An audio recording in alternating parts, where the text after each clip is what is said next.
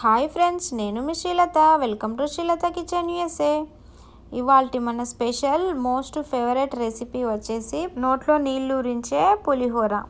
మనం గుడికి వెళ్ళినప్పుడు ప్రసాదంగా పెట్టే ఈ పులిహోర అంటే ఇష్టపడని వారు ఎవ్వరూ ఉండరు. గుళ్ళో పెట్టే ప్రసాదం పులిహోరని ఇంట్లోనే చాలా టేస్టీగా ఎలా ప్రిపేర్ చేసుకోవాలో ఆ ప్రాసెస్ ఏంటో ఇప్పుడు చూసేద్దాం.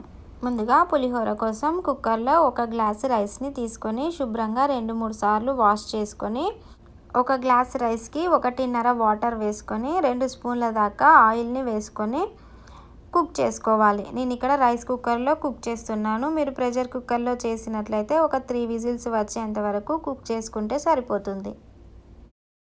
ఒక పెద్ద నిమ్మకాయ సైజు చింతపండుని తీసుకొని, అంటే సుమారుగా ఒక 30 గ్రాముల వరకు ఉంటుంది, శుభ్రంగా కడుక్కొని ఇందులో కొద్దిగా తిరిగి నీళ్లు పోసుకొని నానబెట్టుకోవాలి. ఇప్పుడు రైస్ ఉడికిందా లేదా చూద్దాం. చూడండి, రైస్ ఇలా చక్కగా పొడి పొడిగా ఉడికింది. ఇప్పుడు ఇందులో నుంచి రైస్ని ఒక బౌల్లోకి తీసుకొని కాస్త చల్లార్చుకోవాలి. ఇప్పుడు చింతపండు కూడా నానిపోయింది. నానిన తర్వాత ఇలా చింతపండు గుజ్జుని మొత్తం వాటర్ వేయకుండా చిక్కగా అంతా తీసుకొని ఒక బౌల్లోకి తీసుకోవాలి. చింతపండు గుజ్జు చిక్కగా ఉండాలి. ఇలా అంతా తీసుకున్న తర్వాత ఇప్పుడు స్టవ్ పైన పెట్టుకొని ఇప్పుడు ఇందులో మిగతా ఇంగ్రీడియంట్స్ యాడ్ చేసుకుందాం. ఒక 1/2 టీ స్పూన్ పసుపు, అలాగే ఒక 5-6 పచ్చిమిర్చీలు, రుచికి సరిపడా సాల్ట్, కొద్దిగా కరివేపాకుని వేసుకొని, అలాగే ఒక స్పూను ఆయిల్ని కూడా వేసుకొని మొత్తాన్ని కలుపుకొని స్టవ్ని మీడియం ఫ్లేమ్లో సెట్ చేసుకొని పులుసు మొత్తం దగ్గర పడేంత వరకు ఉడికించుకోవాలి. ఇలా మధ్య మధ్యలో కలుపుతూ ఉడికించుకోవాలి.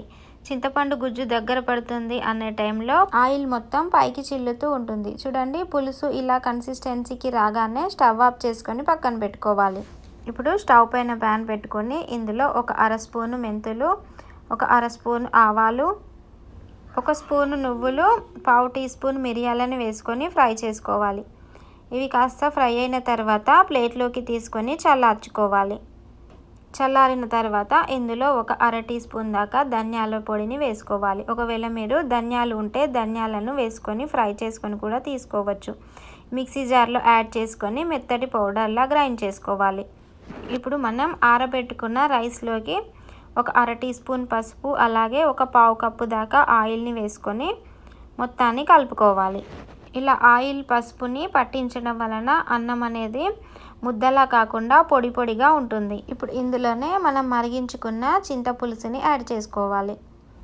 మొత్తాన్ని కలుపుకోవాలి. అలాగే మనం గ్రైండ్ చేసి పెట్టుకున్న మసాలా పౌడర్ని కూడా వేసుకొని మొత్తాన్ని అన్నానికి పట్టేలా బాగా మిక్స్ చేసుకోవాలి. చూడండి, ఇలా మిక్స్ చేసుకున్న తర్వాత పోపుకి ప్రిపేర్ చేసుకోవాలి.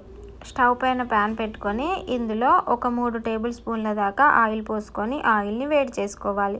వేడెక్కిన తర్వాత ఇందులో ఒక 2 టేబుల్ స్పూన్ల దాకా పల్లీలని, అలాగే ఒక 2 టేబుల్ స్పూన్ల శనగపప్పు, 2 టేబుల్ స్పూన్ల మినప్పప్పుని వేసుకొని ఫ్రై చేసుకోవాలి. 1 టీ స్పూన్ ఆవాలు, అలాగే 4 ఎండుమిర్చీలను కూడా వేసుకొని బాగా ఫ్రై చేసుకోవాలి. ఇవి బాగా ఫ్రై అయిన తర్వాత ఇందులో కరివేపాకును వేసుకోవాలి. ఒక 1/2 టీ స్పూను పసుపును కూడా వేసుకొని మొత్తాన్ని కలుపుకొని స్టవ్ ఆఫ్ చేసుకోవాలి. ఇలా రెడీ చేసి పెట్టుకున్న పోపుని రైస్లో వేసుకొని బాగా కలుపుకోవాలి. అంతే, నోరూరించే చింతపండు పులిహోర రెడీ అయిపోయింది. చూస్తుంటేనే నోట్లో నీళ్ళు ఊరుతున్నాయి కదా. ఈ చింతపండు పులిహోరని ఇష్టపడని వారంటూ ఎవ్వరూ ఉండరు. అందరూ చాలా ఇష్టంగా తింటారు. పండగలకి ఇలా మనం టెంపుల్ స్టైల్ పులిహోరని ప్రిపేర్ చేసి దేవుడికి నైవేద్యంగా సమర్పించుకోవచ్చు. అలాగే మనం ఎటైనా వెళ్తున్నప్పుడు జర్నీలోకి కూడా ఇలా పులిహోరని చేసుకొని తీసుకెళ్ళొచ్చు. మనకి ఎప్పుడైనా గుళ్ళో ప్రసాదంలా తినాలనిపించినా ఇలా పులిహోరను ఈజీగా ఇంట్లోనే ప్రిపేర్ చేసుకొని తినేయొచ్చు. Super tasty recipe. మీరు ట్రై చేసి టేస్ట్ చేసి మీకు ఎలా వచ్చిందో కామెంట్ చేయండి. అలాగే ఈ వీడియో కనుక మీకు నచ్చితే లైక్ చేసి షేర్ చేయండి. మరిన్ని tasty and variety simple recipes కోసం శ్రీలత కిచెన్ యూఎస్ఏని తప్పకుండా సబ్స్క్రైబ్ చేసుకోండి. Thank you.